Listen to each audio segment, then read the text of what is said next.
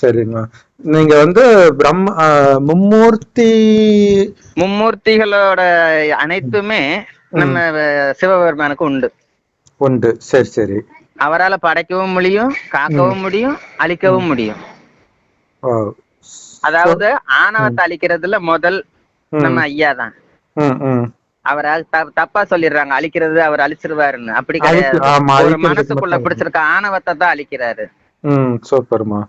தன்னோட ஆணவத்தை அழிச்சிட்டாரு, நம்ம இனிமே திருந்தி இருக்கணும் அப்படின்ற மனுஷங்க தான் கண்டிப்பா அந்த ஐயாவோட காலடி சேர முடியும். அந்த ஐயாவோட திரு உருவத்தை பார்க்கவும் முடியும். நீங்க பாத்திருக்கீங்க?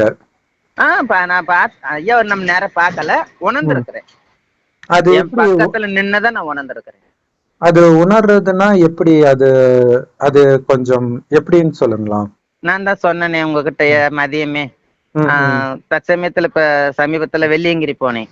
சரி சரி. வெள்ளியங்கிரி இதுதான் நான் முதல் பயணம். சரி சரி. அந்த இதுல மலை ஏறுறது வந்து எனக்கு கொஞ்சம் கடுசுதான். அவரு சோதனை தானே, அது தெரிஞ்சது தானே. ஐயா அப்பதான் அழைச்சிருந்தாரு, போனேன். 4வது மலை திருநீர் மலைன்னு சொல்லுவாங்க. அது வரைக்கும் என்னால ஏறினேன். அதுக்கு மேற்கொண்டு ஏறுறதுக்கு எனக்கு முடியல. நானு கீழே இறங்கிடலாம், இதுக்கு மேல முடியலன்னு சொல்லிட்டு திரும்ப போகையில பக்கத்துல ஒரு ஆளு, சிவா கொஞ்சம் தள்ளுங்க சிவான்னு சொன்னாரு. சரின்ட்டு தள்ளு கொஞ்சம் வழி விட்டுட்டு பாக்குறது, பின்னாடியும் ஆள் இல்ல, முன்னாடியும் ஆள் இல்ல. ரொம்ப நேரம், அதாவது கொஞ்சம் ஒரு 10 நிமிஷம் வரைக்கும் முன்னாடி ஆள் வரல, பின்னாடி ஆள் வரல. நான் மட்டும் நிக்கிறேங்க. சத்தம் மட்டும் தான் கேக்குது. நான் மட்டும் நிக்கிறேன். நான் திரும்புறதுக்கு மனசு இல்லாம நின்னுகிட்டு இருக்கேன். நேரம் விபூதி வாசனை கமகமன்னு வந்தது. அவ்வளவு நேரம் வரைக்கும் விபூதி வாசனை வரல. விபூதி வாசனை வருதே அப்படின்னு சொல்லிட்டு அண்ணாந்து பாக்குறேன். அந்த நேரத்துல என் தோல்ல கை வச்ச மாதிரி இருந்தது. ஏன் தயங்குற, நான் இருக்கிறேன் வா அப்படின்னு ஒரு குரல் கேட்ட மாதிரி இருந்தது.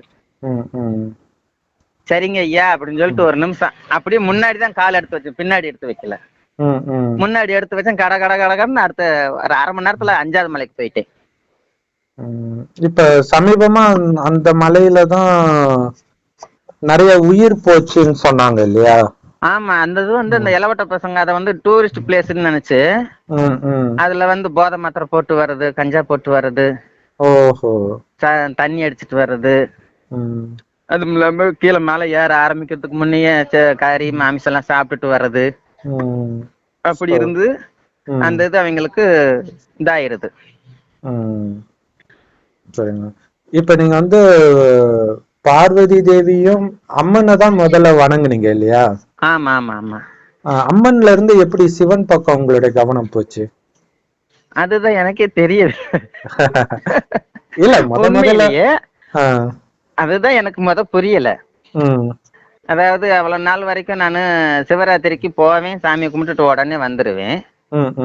கோயில்ல நான் தங்குனது கிடையாது. அன்னைக்கு இங்க தங்க வேண்டிய சூழ்நிலை ஆயிருந்தது, அதனால தங்கிட்டேன். சரி சரி. சிவராத்திரி போனது இப்ப ஒரு 7 வருஷம் இருக்கும். அப்ப வந்து தங்கிட்டேன். தங்குனதுல இருந்து ஒரே இது, அவர் வந்து என்கிட்ட சும்மா பேசுற மாதிரி எனக்குள்ளவே ஒரு கற்பனை. அவரை நான் ரொம்ப அப்படியே என்ன அறியாம நானே அவரை நேசிச்சேன். ஒரு காதலன் காதலி மாதிரி. என்ன அறியாம நானே அவரை நேசிச்சேன். Super super super. அந்த நேசம் தான் இது வரைக்கும் என்னைய அவர் கூட இழுத்துட்டு வருது. அதுக்கப்புறம் அம்மனை வழிபடுறத விட்டுட்டு? இல்ல இல்ல இல்ல இல்ல, அவங்களும் அதுவும் இருக்குது. ஆமா ஆமா ஆமா. அந்த சிவலிங்கத்திற்கு வந்து ரொம்ப தவறான அர்த்தம் எல்லாம் சொல்றாங்கல்ல, அத பத்தி என்ன நினைக்கிறீங்க? எப்படி? சிவலிங்கம் வந்து ஆண் பெண் சேர்க்கை தான் அப்படின்னு சொல்றாங்க. லிங்கம் உருவமா? ஏன் சாமி? சொல்லுங்கம்மா. லிங்கம் ஒரு உருவமா? தெரியல, சொல்லுங்க. அதாவது ஒரு மனித உடலே ஆணா இருந்தாலும் சரி பெண்ணா இருந்தாலும் சரி, சரி, வலது பக்கமா பாருங்க கொஞ்சம் தடிமனா இருக்கும். அதாவது சரி பாதியா பிரிச்சு வலது பக்கம் பாருங்க கொஞ்சம் தடிமனா இருக்கும். இடது கண்ணை விட வலது கண்ணு கொஞ்சம் ஒரு நூல் பெருசா இருக்கும். அதே மாதிரி இடது பக்கம் பாருங்க ஒரு நூல் கம்மியா சின்னதா இருக்கும். மெல்லிசா. ம், ம், உடம்பு சைஸும் அப்படித்தான், ம், கண்ணும் சரி, எல்லாமே அப்படித்தான். ம், அத நம்ம 2 கையில வந்து இந்த மணிக்கட்டை பிடிச்சு பார்த்தாலே தெரிஞ்சிடும். ம், ம். ஆமா, ஒரே மாதிரி இருக்காது. ம், ஆமா. அந்த ம், இதுலயே வந்து ம், ஆதியிலேயே அந்த ம், ஐயா தோன்றுனதே அர்த்தநாரிங்கிறதுல வந்து ம், இதுலயே நிரூபணம் ஆயிருதுல்ல. ம், முனிவர்கள் வேண்டுதலுக்கு இணங்கல் தானே ஐயா ம், பிரிஞ்சாங்க. ம். அது அதுக்கு ஓகே, அது ஓகே. பட் சிவலிங்கத்துக்கு என்ன அர்த்தம்? அந்த அந்த உருவத்துக்கு என்ன அர்த்தம்? அதாவது ம், லிங்கத்துக்கு அர்த்தம் என்னன்னு சொன்னாக்கா, ம், எப்பவுமே ம், ஒரு தியான நிலைங்கிறது தான் லிங்கம். ம், ம், அது வந்து உருவமே அதுல நம்ம பார்க்க முடியாது. ம், ம், அவரை முழுசா உணர்ந்து அந்த லிங்கத்தை நம்ம பார்த்தா அந்த இதுல இருந்து அவரோட முகத்தை நம்ம காமிப்பாரு. ம், ம். அப்ப நம்ம உணர்ந்தப்ப அந்த அதோட உருவத்தை நம்ம பார்க்கலாம். அப்ப அந்த உருவத்தை பார்க்கும்போது அர்த்தநாரி உருவத்தை பார்க்கலாம். ம், சரிம்மா. நீங்க வந்து இந்தியா ஃபுல்லா போய் இருக்கிறீங்களா கோயிலுக்கெல்லாம், இல்ல தமிழ்நாடு இல்ல சாமி, மட்டும்? நம்ம தமிழ்நாடு மட்டும்தான். சரி, சரி. உங்களுக்கு தமிழ் மட்டும்தான் தெரியும். ஆமா. சரி, சரி. ஏன்னா ஹிந்திக்காரங்க கிட்ட கேட்கும்போது அவங்க என்ன சொன்னாங்கன்னா, நாங்க இங்க வந்து லிங்கத்தை ஜோதிர்லிங்கம் தான் சொல்லுவோம். ம், ம், ம். ஜோதிர்ன்றது வந்து ஜோதி. ஜோதி வடிவு, அதுதான் அதுதான் அர்த்தம் ஜோதி அப்படின்னு வடிவத்தை சொன்னாங்க. தான் சொல்ல. வடநாடுல அப்படித்தான். ம், ம். ஏன்னா அங்க பேர்லயே அது தெரியுது. நமக்கு ஹிந்தி தெரியாத காரணத்தினால தப்பு தப்பா அர்த்தம் கொடுக்குறோம். அவ்வளவுதான். ஜோதிர்ங்கிறதுல அதுல ஜோதின்றது வந்துருது. ம், இருங்கிறது அவங்க மரியாதை கொடுக்கறது சேர்த்து வரும். ம். அதான் லிங்கம்னா ஜோதிர்லிங்கம். ஜோதியின் வடிவம் ம். அப்படின்னா, ஏன்னா அதை பாத்தீங்கன்னா விளக்கேத்துற மாதிரி தான் இருக்கும். ஆமா, நம்ம விளக்கேத்தினாலும் அந்த இதுல நம்ம பார்க்கலாமே அந்த வடிவத்தை. கரெக்ட். வீட்டுல நம்ம விளக்கேத்திட்டு அமைதியா ஒரு 5 நிமிஷம் மனசை ஒருநிலைப்படுத்தி அந்த விளக்கவே அந்த ஐயாவை நினைச்சு பார்த்தோம்னா அந்த ஐயாவோட முழு உருவமா நம்ம பார்க்கணும்னாலும் பார்க்கலாம். அதுல லிங்க வடிவா பார்க்கறதுனால அழகா முன்ன எழுந்து நின்னு காட்சி கொடுப்பாங்க அந்த விளக்குல. இன்னொரு விஷயம் வந்து, இப்ப நீங்க பிறவியினால பையனா இருந்தா அதுக்கு அடுத்தது பெண்ணா மாறி இருக்கிறீங்க இல்லையா? ஆமா சாமி. இது வந்து இப்படி திருநங்கையாக இருக்கிறது ஆன்மீகத்துக்கு தடையா அல்லது பலமா? பலம். எப்படி சொல்றீங்க? இதுல வந்து எந்த தடையுமே கிடையாது இதுல. ஓ. இப்ப வந்து ஆனா பிறந்தது பூமியில. ஆமா. இப்ப பெண்ணா வாழ்றதுக்குனால நாங்க அந்த ஆபரேஷன் இதெல்லாம் பண்ணிடுறோம்ல. சரி. பண்ணிட்டு ஆணோட உயிரை அழிச்சதுக்கு சமம். சரி, சரி. இப்ப வாழ்றது வந்து சிவனுக்கு அந்த ஐயாவோட சிவசக்தி கொடுத்த வரம். ஆனா எல்லா திருநங்கைகளும் இப்படி ஆன்மீகத்தை நோக்கி ஏன் வர மாட்டாங்க? ஏன்னா நீங்க சொல்ற மாதிரி அது கரெக்ட் தான். ஆண் பெண்ணுன்ற உணர்வை எல்லாம் அறுத்தெறிஞ்சு உங்களால ஈஸியா இருக்க முடியும். ஆமா.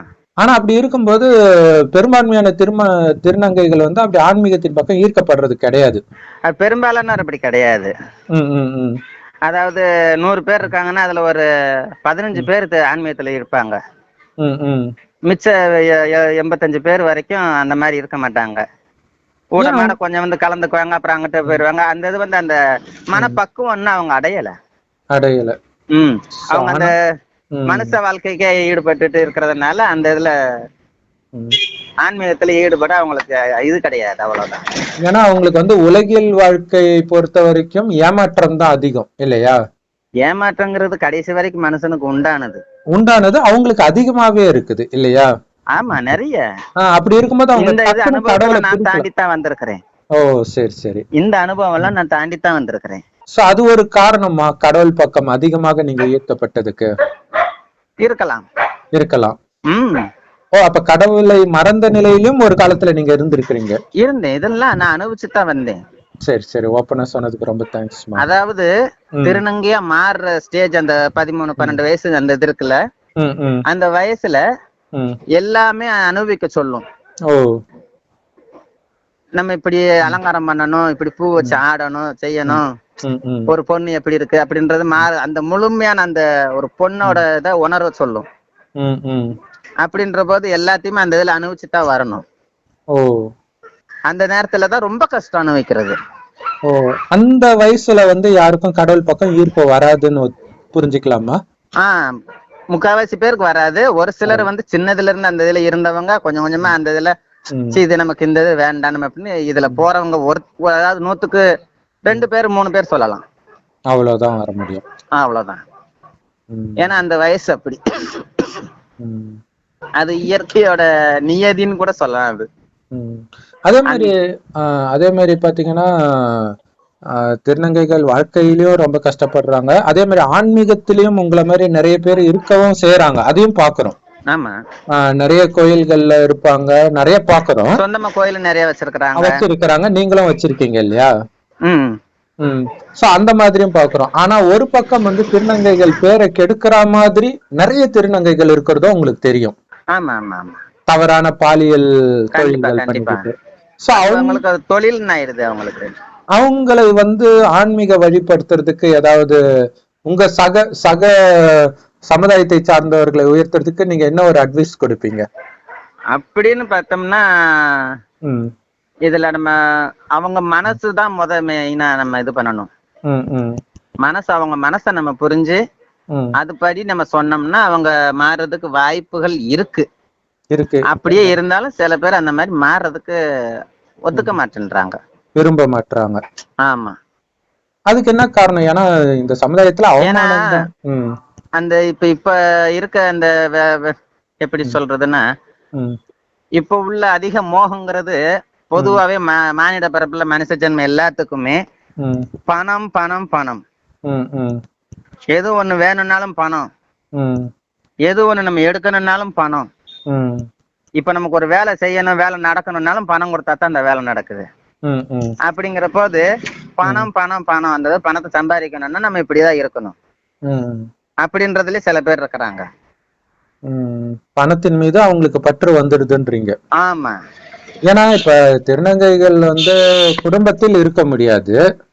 அப்ப அவங்களுக்கு பணம் தேவையில்லைல்ல அந்த அளவுக்கு மற்றவர்களுக்கு கம்பேர் பண்ணும்போது.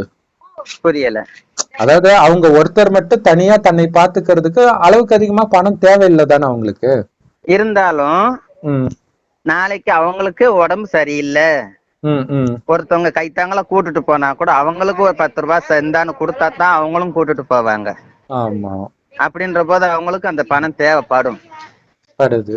அதே இது நாளைக்கு இந்த திருநங்கைக்கு ஏதோ ஒண்ணு ஆயிடுச்சு அப்படின்னா, அந்த திருநங்கைக்கு ஏதோ ஒண்ணு அப்படி ஏதாவது ஆயிடுச்சுன்னு சொன்னா அந்த இது எடுக்கிறதுக்கும் பணம் வேணும். திருநங்கை வச்சிருந்தா தான் அந்த இது பெருசா நினைப்பாங்க. ஆனா அதை நல்ல விதத்துல கூட வியாபாரம் அந்த மாதிரி பண்ணி கூட சம்பாதிக்க முடியும் தானே. ஆனா அந்த இதுல எவ்வளவு கஷ்டம் இருக்குது. நானே ஒரு இடத்துல இட்லி கடை போட்டு 1 வாரம் தான் வியாபாரம் பண்ணினேன். அந்த 1 வாரத்துல எத்தனை பாலியல் தொல்லை, எத்தனை ரவுடிங்கள் தொல்லை. கடைசி ரவுடிங்க இட்லி கொண்டா எல்லாத்தையுமே அள்ளி கூவாத்துல போட்டுட்டாங்க. ஒரு பெண்ணுக்கு கொடுக்கற மரியாதை உங்களுக்கு கொடுக்க மாட்டாங்க. அதாவது இப்பதான் கொஞ்சம் கொஞ்சமா மக்கள் புரிஞ்சு நடந்துக்க கொஞ்சம் கொஞ்சமா இப்பதான் இது பண்ணி வராங்க. இவங்களும் மனுஷங்கன்னு இப்பதான் கொஞ்சம் ஏத்திருக்கிறாங்க திருநங்கைகளை. அப்ப சமுதாயம் சமுதாயத்தின் மீதுதான் குற்றம் அதிகம். ஆமா, ஆரம்பத்துல அந்த சமுதாயத்தினாலதான் வெறுக்கப்பட்டு சமுதாயத்தினாலதான் அவ்வளவு கஷ்டப்பட்டதுனாலதான் திருநங்கைகள் அட்டுழியம் எல்லாம் பண்ணுனதே. அவங்களுக்கு ஒரு எதிர்வினையாக. அதாவது ஒரு இடத்துல போய் மூஞ்ச பாரு, இது நம்மள போய் அக்கானு கூப்பிடுதுன்னு படக்குன்னு ஒருத்தவங்க கேக்குறவங்களும் இருக்கிறாங்க. அந்த இடத்துல இவங்க என்ன செய்வாங்க, இவங்களுக்கும் அந்த நேரத்துக்கு சுருக்குன்னு ஒரு மாதிரி கோபம் வந்துடுது. ஏன் வெளியில போகணும், இன்னைக்கு காலையில இந்த பௌர்ணமி பிரசாதம் பாட்டின்னு சொன்னேன்ல, அதுவே இந்த பக்கத்துல ஒருத்தவங்க 9 அக்கா சோறு போடுது போய் வாங்கிட்டு வந்தாங்க. இப்படிங்கும்போது அது ஒரு இழிவான பேச்சா எடுத்துல. இப்ப அது இது நமக்கு புரியும், நம்ம கம்முன்னு இருந்துடுறோம். இதே இது புரிதல் கம்மியா இருக்கிற இடத்துல என்ன எப்படி நீ சொல்லுவ, உங்களுக்கு கோபம் வர்றது இல்ல இப்ப அப்படி சொல்லும்போது? எனக்கு இதுல நிறைய நான் அனுபவிச்சுன்னு சொன்னேன்ல, இதெல்லாத்தையும் நான் கடந்து தான் வந்திருக்கிறேன். அதனால இப்ப அது ஒரு பெரிய விஷயமா எடுத்துக்கிறது இல்ல. எடுத்துக்கல, இவங்க அறியாமையில இருக்காங்க, இன்னும் அந்த பழைய இதுலயே இருக்கிறாங்க அப்படின்றது நம்ம இது பண்ணிக்கிறது, அவ்வளவுதான். ஆனா இயற்கையாகவே இந்த மாதிரி இருக்கும் பொழுது திருநங்கையா பிறக்கிறது போது கடவுள் மேல ஒரு கோபம் தானமா வரணும். ஏன் ஏன் எல்லாரையும் ஒரு ஆணாக பெண்ணாக படிச்சுட்டு எங்களை மட்டும் ஏன் இப்படி படிச்சீங்கன்ட்டு கோபம் வராதா கடவுள் மேல? சில பேருக்கு வரலாம், ஆனா எனக்கு அந்த மாதிரி வரல. ஏன்னா அவரு அந்த மாதிரி தானே இருந்தாரு, பட் கஷ்டத்தை அனுபவிக்கிறது நாம தானே. அதுதானே விதி. அப்ப இதுக்காக கடவுளை திட்டுறது நியாயம் இல்லைன்றீங்க? திட்டுறது நியாயமா இருந்தாலும் ஒரு நேரம் திட்டா மறுநேரம் நம்ம புரிஞ்சுக்கணும். ஏன்னா இது காரணம் அவரு தானே, நம்ம வேற யாரு காரணம் சொல்ல முடியும்? இதே நம்ம பூமியில படைக்கும் போது தாய் தகப்பன்னு ஒருத்தவங்க இருக்கிறாங்க. சரி.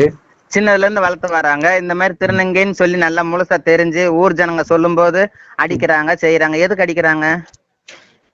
அப்பா அம்மாவே அடிக்கிறாங்களா? ஆமா. ஏன் இப்படி இருக்கிற, பொம்பளை மாதிரி ஏன் பேசுற, பொம்பளை மாதிரி ஏன் நடக்கிற, எல்லாருமே கேலி பண்றாங்கன்னு அடிக்கிறாங்க. ஏன் அடிக்கிறாங்க? அவங்களுக்கு ஒரு அவமானமா இருக்கு. அப்ப அவங்கள மேல நம்ம கோவப்பட்டா என்ன அர்த்தம்? கோவப்பட்டுதானே அவனு, நீ தானே பெத்த அப்படித்தானே சொல்லுவோம். அப்படி சொல்ல மாட்டாங்களா? சொல்றது இருக்கு. நீங்க தான் பெத்தீங்க, நான் எனக்கு இப்படித்தான் இருக்க பிடிக்குது அப்படின்னா இப்படி இருக்காத, ஆம்பளை மாதிரி இருன்னு சொல்லுவாங்க. ஓஹோ. அவங்களோட சுயநலத்தை நமக்கு திணிப்பாங்க. இதே மாதிரி தானே நம்மள படைச்சவனும் சுயநலத்தோட தானே படைச்சிருக்கிறான். அதனால அவர் மேல கோபம் வரணும்ல. வந்துதான் ஆகும். ஆபத்துல திட்டினாலும் சரி. அப்ப அந்த சண்டை போடுறோம், அடிச்ச நேரத்துல அம்மா அப்பாட்ட கோவப்படுறோம். அப்புறம் கொஞ்ச நாள்ல இப்படி மாறினதுக்கு அப்புறம் ராசியா இருந்தா ஒண்ணு சேர்ந்து சந்தோஷமா இருக்கிறோம் ஓரத்துல. அதே மாதிரி ஐயா கூடயே அந்த மாதிரி இருந்துட்டு வேண்டியதானே. இதுல என்ன பெத்த தாய் தான் இருக்கிற மாதிரி நம்ம சாமிகிட்டே இருக்க வேண்டியதான். ஏன்னா எனக்கு தெரிஞ்சு ஒரு சிலர் அந்த மாதிரி கடவுள் மேல நம்பிக்கை இல்லாத திருநங்கைகள் இருக்கிறாங்க. ரொம்ப பிரபலமானவர்கள்லாம் அது ஏதோ கடவுள் மேல கோபமா இல்ல தன்னை புத்திசாலின்னு காட்டிக்கணுமா அப்படின்னு தெரியல. அதாவது எல்லாமே அவங்கவுங்க மனசுக்குள்ளதான் இருக்கு. ஒருத்தன் கெட்டு போகணும்னு நினைச்சானா அவனே கெட்டு போய்க்கலாம். நம்ம இது போடக்கூடாது, இந்த ஒரு இந்த மாதிரி கெட்டு போக கூடாது, நம்ம உடம்புக்கு இது கெடுதி, இதை நம்ம சாப்பிடக்கூடாது, இதை சாப்பிட்டா நம்ம கெட்டு போயிடுவோம், அந்த மாதிரி இப்படின்னு சொல்லி நம்மள அந்த மனசுல இருந்து அவன் அதை வேண்டான்னு வெறுத்தான்னாக்கா அந்த கெட்டு போகாம சுத்தமாயிடுறான்ல. அப்படிங்கிற போது இதை நமக்கு சாமியை கும்பிட்டா நல்லா இருக்கும், சாமியை கும்பிடலன்னா நம்ம நல்லா இருக்க மாட்டோம் அப்படின்ற ஒரு எண்ணம் சில பேருக்கு இருக்கும். இப்ப இந்த சுவாகம் திருவிழா இருக்குது இல்லைங்களா விழுப்புரத்துல? ஆமா. அது ஒரு புனிதமான திருவிழாவா அல்லது ஒரு ஜாலியான திருவிழாவா? முதல் ஆரம்பத்துல புனிதமா தான் இருந்தது, இப்ப ஜாலி ஆயிடுச்சு. அதுதான். ஏன்னா இப்ப சமீபமா ஒரு திருநங்கை சொல்லி இருக்கிறாங்க, அன்னைக்கு நாங்க காமத்துல வச்சுக்கிட்டா நாங்க யாரோட காமத்துல வைக்கிறோமோ அந்த ஆணுக்கு அதிர்ஷ்டம் இப்படி எல்லாம் இருக்குது. இது இருந்தது, இப்ப அப்படி இல்ல. அப்படி இதுக்கு முன்னாடி இருந்தது அப்படியே. அப்ப இந்த இது அன்னைக்கு இருந்தது, ஆதி காலத்துல இருந்தது, இப்ப அப்படி இல்ல. ஓஹோ, சரி சரி. ஏன்னா அந்த கூத்தாண்டவர் உலக நன்மைக்காக தன்னை பலி கொடுத்துக்கிட்டவர். அவரோட ஆசையை நிறைவேற்றுறதுக்காகத்தான் கிருஷ்ணரே பெண் வேட எடுத்து கல்யாணம் முடிச்சுக்கிட்டாரு, மோகினி அவதாரம். அப்படின்ற போது அந்த செவ்வாய்க்கிழமை நைட்டு தாலி கட்டிட்டு புதன்கிழமை காலையில தாலியா இருக்கணும். அப்படின்றப்ப அந்த ஒரு நைட்டு மட்டும்தான். அந்த இதுல பெரும்பாலான திருநங்கை ஆதி காலத்துல ஆண்களை இந்த கோயிலுக்கு வந்திருக்கோம் அந்த மாதிரி செய்யக்கூடாதுன்னு சொல்லிட்டு அந்த மாதிரி இருக்க மாட்டாங்க. ஏதோ ஒரு திருநங்கை முக்கியமான ஒரு இதுல இருப்பாங்க, அந்த ஒருத்தருக்கு அதிர்ஷ்டமா இருக்கும். இப்ப அப்படி கிடையாது. இப்ப நிறைய பாதி அந்த இளவட்ட பசங்க அங்க கோயிலுக்கு வர்றதே முக்காவாசி அந்த பாலியலுக்கு தான். இப்ப உண்மை அத ஒரு சாக்கா வச்சு இப்படி பண்ணிக்கிறாங்க, அவ்வளவுதான். ஐதீகத்தை இவங்க இப்ப பொழப்பா மாத்திட்டாங்க. இன்னொரு விஷயம் என்னன்னா, அது அந்த நீங்க கூத்தாண்டவரை திருமணம் பண்றதா நினைப்பீங்க இல்லையா அன்னைக்கு? ஆமா. அது எப்படி ஒரு இல்லாத ஒருத்தரை, ஏன்னா இப்போதைக்கு அவரு இல்ல, அவரு எனக்கு தாலி கட்டினாரு அப்படின்னு நினைக்கிறது கூட ஓகே, அவர் இறந்துட்டாருன்னு நினைச்சிட்டு அழுவுற அந்த எமோஷன் எப்படிமா வரும்? அதாவது எப்படின்னா, முதல் நாள் நாங்க தாலி கட்டுறோம்னு சொன்ன அந்த கூத்தாண்டவர் இருக்கிறாருல்ல, சரி, அவரோட பரம்பரை இன்னும் வளருது. ஓ சரி சரி. அவரோட அங்காளி பங்காளி அண்ணன் தம்பி பரம்பரை இன்னும் இருக்குது. ஓ அவங்கதான் அங்க பூசாரியா இருக்கிறாங்க. ஆமா, அந்த வகைரா சேர்ந்தவங்க இன்னைக்கும் அந்த தாலி கட்டுறதுக்கு இருப்பாங்க. ஓஹோ சரி சரி. இந்த இந்த போன வருஷம் இந்த வருஷம் எல்லாம் நல்லா இருந்தா மிஞ்சி மிஞ்சி போனா அந்த பையனுக்கு 18 வயசு இருக்கும். 18 10 வயசுக்குள்ளதான் இருக்கும். அந்த பையெல்லாம் தாலி கட்டி விட்டான் எல்லாருக்கும். ஓஹோ. ஏன்னா அந்த பரம்பரையில் உள்ளவங்களுக்கு அந்த இது வாய்க்கும். ஓகே. ஆனா இவங்க எப்படி அந்த தாலி அறுத்துட்டு நிஜமாகவே ஒரு பெண்ணுடைய கணவன் இறந்தா எப்படி துடிப்பாலோ அதே மாதிரி அழுகுறாங்களே, அது வந்து அதுதான் ஐதீகம். அது ஓகே. அது வந்து உண்மையிலே உணர்வுபூர்வமா பண்ணுவாங்களா இல்ல சும்மா ஃபார்மாலிட்டிக்கு தான் பண்றாங்களா? ஃபார்மாலிட்டிக்கு. அதாவது அந்த நேரத்துல வந்து தன்னோட குடும்பத்துல உள்ளவங்க பெற்றவங்க அப்படி இல்ல அப்படின்னு சொன்னா திருநங்கை வந்து சில பேரை விரும்பி கல்யாணம் முடிச்சிருந்திருப்பாங்க. ஆமா ஆமா. அவங்க அந்த இது நினைச்சு சில பேர் அழுகுறவங்க அழுவாங்க. அப்படி இல்லைன்னா இது ஃபார்மாலிட்டிக்கு தாலி அறுத்துட்டு நம்ம இது பண்ணணும் அப்படின்ற கடமைக்கு செய்வாங்க. சோ அப்படி பண்றதுனால திருநங்கைகளுக்கு ஏதாவது அதிர்ஷ்டம் அந்த மாதிரி ஏதாவது நம்பிக்கை இருக்கா? இது வந்து தெய்வ வழிபாடு சேர்ந்த மாதிரி கொண்டு வந்தாச்சுல. இத வந்து யாருமே, அதாவது கடவுள் நம்பிக்கை இல்லாதவங்க கூட வந்துடுறாங்கல்ல இன்னைக்கு. கரெக்டா வருவாங்க. அதாவது ஒரு இப்ப உள்ளதுல வந்து அத ஜாலியா என்ஜாய் பண்றதுக்கு வர மாதிரி வராங்க. ஓ அதனால வந்துடுறாங்க. ஆமா. அந்த கிருஷ்ணர் வந்து அப்ப நீங்க வந்து உங்களை கிருஷ்ணரா நினைக்கிறீங்க தானே அர்த்தம்? அன்னைக்கு நிலைமைக்கு கிருஷ்ணர் எடுத்த மோகினின்னு தான் நினைப்பாங்க. அப்ப வந்து கடவுளுக்கு ஈக்குவல் தானே அர்த்தம் நீங்க? ஆமா, அதே இது. அதான் அந்த காலத்துல ஐதீகத்துல சொன்னேன்ல, அன்னைக்குங்க ஒரு ஆணோட இருந்தாக்கா அந்த ஆணுக்கு அதிர்ஷ்டம் சொல்லி. சரி சரி. ஆதி காலத்துல அந்த ஆண் வந்து அந்த அரவான் அவரே வந்ததாகத்தான் நினைப்பாங்க. இப்ப அப்படி இல்ல. இப்ப தன்னை வந்து ஒரு கடவுளாக நினைக்கிற அளவுக்கு இருக்கிறது இல்ல யாரும்.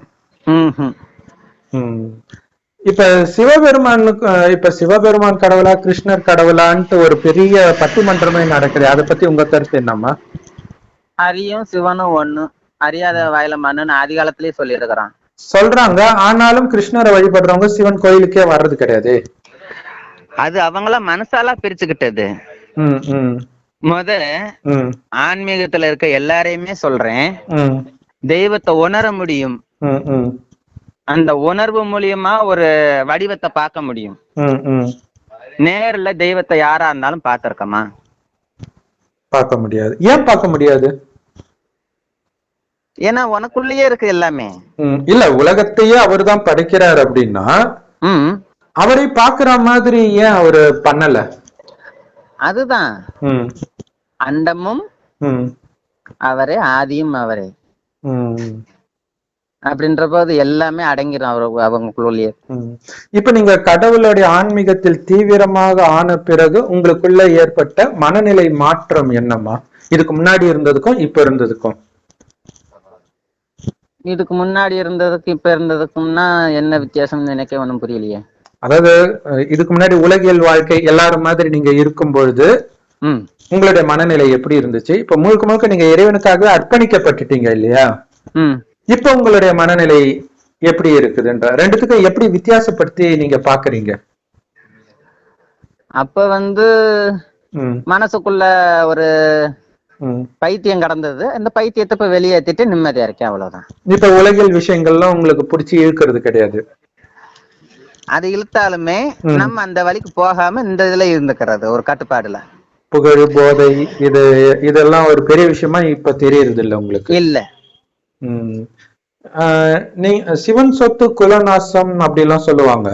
அது மக்கள் ஆக்சுவலா வீட்டுல வந்து சிவலிங்கம் வச்சிருக்க கூட மாட்டாங்க. அதெல்லாம் சும்மா அதெல்லாம் தாராளமா வச்சு கும்பிடலாம். ஆனால் அது கும்பிடுறவங்க அசைவம் சாப்பிடலாமா? எல்லாமே அவங்கவுங்க மனசுல அவங்கவுங்க இதுலதான் இருக்கு. அப்ப எதுக்கு சிவனை மட்டும் பார்த்து பயப்படுறாங்க எல்லாரும்? பயப்பட கிடையாது. ஒரு ஜனங்க அப்படித்தான் சொல்றாங்க. ஆனா சிவனை பார்த்து பயமே கிடையாது. அவரை நீ என்ன நினைச்சு கும்பிடுறீங்களோ அதேவே வருவாரு. அதனால அவரை வந்து அப்பாவாத்தான் அதிகமா எல்லாருக்கும் பிடிக்கும். அதனாலதான் அவர் அப்பான்னு கூப்பிடுறாங்க. கரெக்ட். அப்பா, அம்மா, அம்மையப்பன் சொல்றாங்க. பட் இருந்தாலும் எல்லாரும் சிவனை வழிபடக்கூடாது சின்ன பெண்கள்னு சொல்லி நீங்க கேள்விப்பட்டிருப்பீங்க. கல்யாணம் ஆகாத பொண்ணுங்க எல்லாம் சிவனை வழிபடக்கூடாதுன்னுவாங்க, கேள்விப்பட்டிருக்கீங்களா? அதெல்லாம் அந்த இதுல சும்மா ஒரு இதுக்காக, அதாவது தன்னோட குலதெய்வத்தை கும்பிட்டுட்டு இப்படி இருக்கணும்னு சொல்லி ஆதி காலத்துல சின்ன சின்னதாவே முடக்கி வச்சது. ஓ சரி சரி. நீங்க வந்து இந்த பிரம்மகுமாரிகள் இயக்கம் அங்க போயிருக்கீங்களாம்மா? இல்ல சாமி. கேள்விப்பட்டிருக்கீங்களா?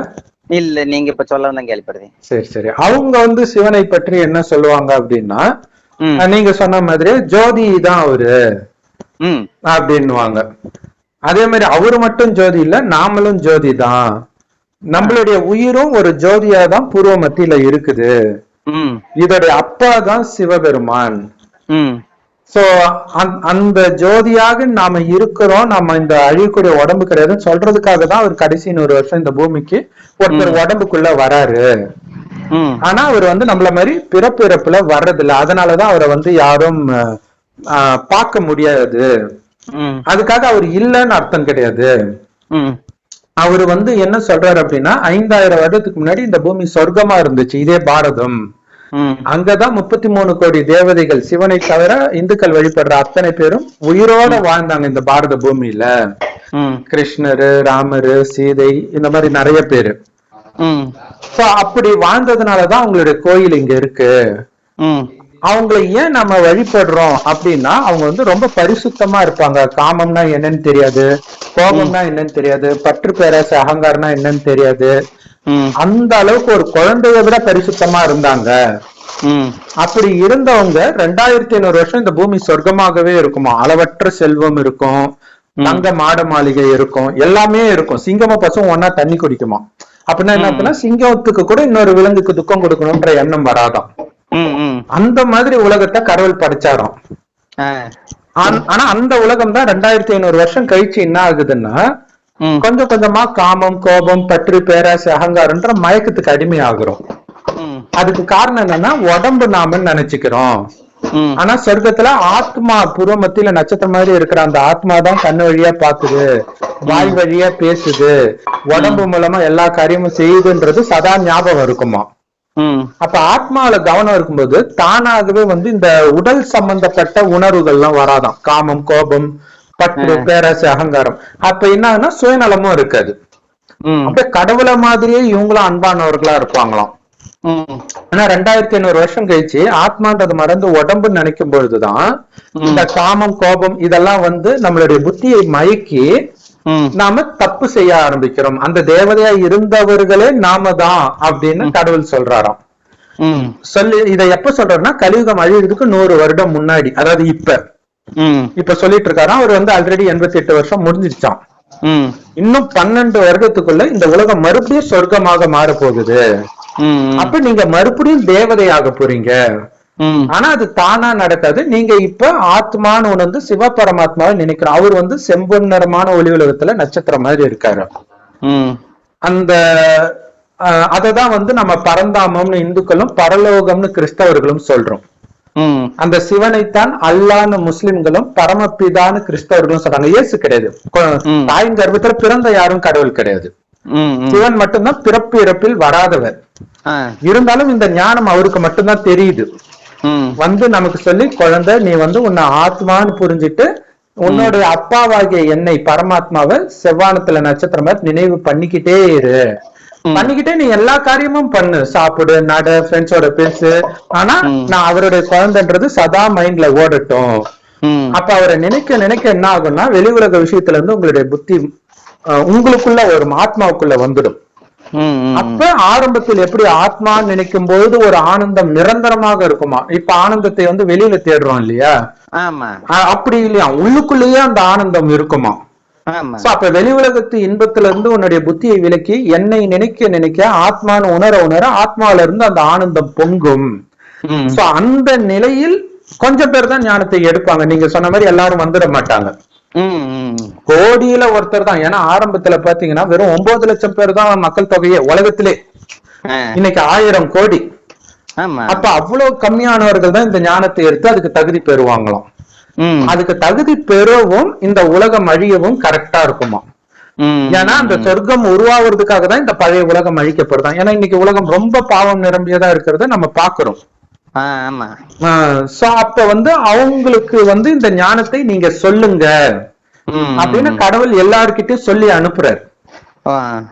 சோ அதுக்கு கருவியாக நீங்க, நானு, இந்த மாதிரி நிறைய சகோதர சகோதரிகள் ஒண்ணு சேரும் பொழுது அதை பார்க்கும் பொழுது மற்றவர்கள் அட நான் இப்ப நான் பேசுறதை பார்த்தா அட நம்ம கூட ஆண் தானே, இந்த வயசு தானே, நம்ம ஏன் ஞானத்தை நினைக்க கூடாது, கடவுளை நினைக்க கூடாதுன்னு தோணும்.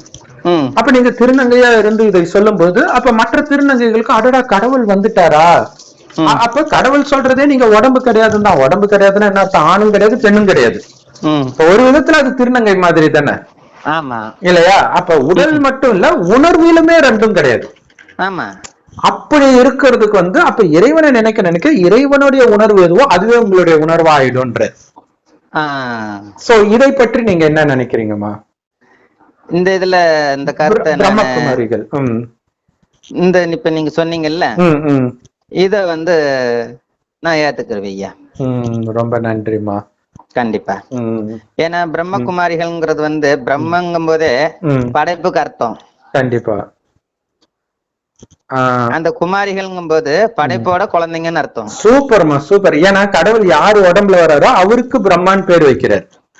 அவருடைய குழந்தைகளை தான் பிரம்மகுமாரர்கள் பிரம்மகுமாரிகள். இங்க வந்து பெண்கள் அதிகமா வர்றதுனால பிரம்மகுமாரிகள் பேரு, ஆனா ஒரிஜினல் பேர் வந்து பிரம்மகுமாரர்கள் பிரம்மகுமாரிகள் தான். பொதுவாவே பிரம்மகுமாரி குமாரர்னாலே பிரம்மங்கிறது படைப்பு. கண்டிப்பா. அதாவது குமாரருங்கும் போது குழந்தைங்க, அந்த படைப்போட குழந்தைங்க. நம்ம அந்த சுத்தமா இருந்துகிட்டா நமக்கு நல்லது. அதே மாதிரி நம்ம சுத்தி இருக்கவங்களையும் சுத்தமா வைக்கணுங்கிறது கண்டிப்பா நம்மளோட கருத்து. கண்டிப்பாமா. அதுதான் அப்படி அசுத்தமான ஒரு வாழ்க்கையில இருந்து இப்ப பரிசுத்தமான வாழ்க்கைக்கு நம்ம வரும் பொழுது நமக்குள்ள சந்தோஷம் சுத்தமாகுது, நம்ம ஆன்மாவும் சுத்தமாகுது. கரெக்ட். ஆன்மா சுத்தமானாக்கா ஆன்மீகத்துல தெய்வங்களை நம்ம ஈஸியா அதான் தெய்வங்களாவே மாற முடியும்னு சொல்றாரு கடவுள். உணர்ந்தத அப்புறம் மாற முடியும். கரெக்ட். நமக்குள்ள அந்த தெய்வீக குணத்தை வந்து தூண்டி அந்த இறைவனுடைய ஞானம் வந்து முரளின்னு சொல்லுவோம். எல்லா பிரம்மகுமாரிகள் ராஜயோக தியான நிலையத்திலும் முற்றிலும் இலவசமா கிடைக்குது. யூடியூப் வெப்சைட்ஸ்லயும் இருக்குது. நம்ம அதோட லிங்க் வந்து இந்த வீடியோ டிஸ்கிரிப்ஷன்ல கொடுக்கறோம். அது எப்படி யூடியூப் வீடியோல எல்லாம் இருக்குது. இப்ப நம்மளே அந்த முரளி எல்லாம் போடுறோம், இறைவன் கொடுக்கிற முரளிய, அந்த ஞானத்தை நான் அது உங்களுக்கு அனுப்புறேன் வாட்ஸ்அப்ல. அதை தினம் தினம் கேட்கணும். அப்படி கேட்கும் பொழுது என்ன ஆகுதுன்னா, இன்னைக்கு இந்த உலகத்தை வந்து கடவுள் என்ன சொல்றாருன்னா, சொர்க்கமாக படைக்கும் போது அது சிவாலயமாக இருந்தது உலகம், இன்னைக்கு ஒரு விபச்சார விடுதி மாதிரி ஆயிடுச்சு உலகம்ன்ற. ஏன்னா எல்லாருடைய பார்வையிலும் காமம் இருக்குது. கண்டிப்பா. வயசு வித்தியாசம் இல்லாம. கண்டிப்பா கண்டிப்பா. அது முன்ன இருந்ததை விட இப்ப அதிகம் அந்த மாதிரிதான். அதனாலதான் பைபிள்ல கூட இயேசு வந்து என்னுடைய அப்பா வீட்டை விபச்சார விடுதி ஆக்கிட்டீங்கன்னு சொல்லுவாரு. அவங்க வந்து சர்ச்சின்னு நினைச்சுக்கிறாங்க. சர்ச்ச சொல்லல, உலகத்தை சொல்றாரு. அப்பாவுடைய வீடுதான் சிவன் ஆலயம். இந்த ஒரு சிவனுடைய கோயிலாகவே இந்த பாரத பூமியே இருந்துச்சு. இன்னைக்கு அது இப்படி மாறிடுச்சு. இந்த வேசியாலயத்தை அழித்து மீண்டும் சிவாலயத்தை உருவாக்குறதுக்கு தான் சிவபெருமானே இந்த பூமிக்கு வந்திருக்கிறார். ஒளிப்புள்ளியா இருக்கிறவர் ஒரு உடலை கடனாக எடுத்து இந்த ஞானத்தை கொடுக்கிறார். கண்டிப்பா. ரொம்ப தேங்க்ஸ்மா எங்களுக்காக நேரத்தை ஒதுக்குனதுக்கு. அடுத்த முறை வந்து மீண்டும் இன்னும் ஏதாவது ஆன்மீகத்தை பற்றி நம்ம பேசுவோம்மா. சரிங்க. ரொம்ப தேங்க்ஸ்மா. சிவாய நமः. ஓம் சாந்திமா.